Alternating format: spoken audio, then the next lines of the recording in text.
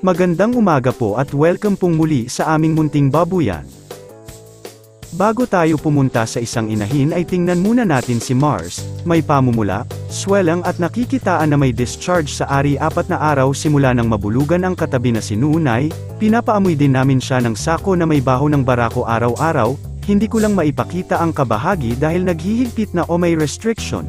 Maraming salamat sa pag-intindi. Anytime kapag mag-standing heat ay amin ang pabubulugan.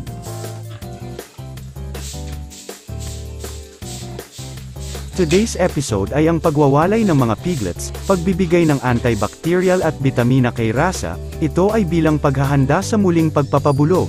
Sa loob kasi ng 7 araw pagkaawat ng kanyang mga anak ay nabubulugan na po itong aming alaga, halos nasa 4 hanggang 6 na araw lang, sana ganito rin sa kanyang pang 7th parity.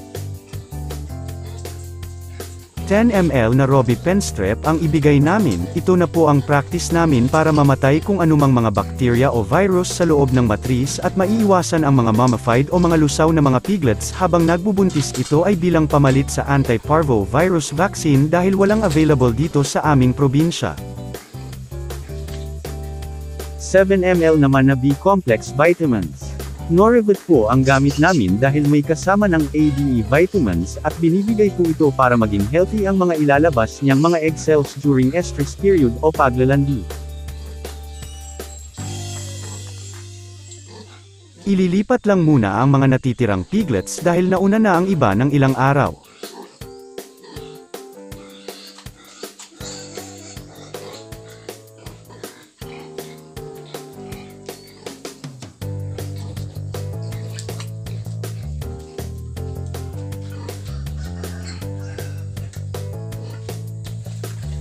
Mag-inject na kami at pasensya lang po dahil hindi na masyado maipakita ang pagtusok dahil may restrictions na.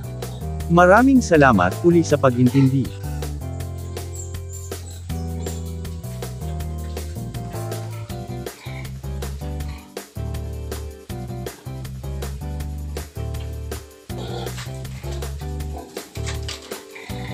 Nabigyan na namin ang gamot at bitamina, hayaan na muna namin at aalis na kami dito para hindi ma-stress sa presensya namin, bibigyan na lang namin ng pagkain para mawala sa isip niya ang sakit.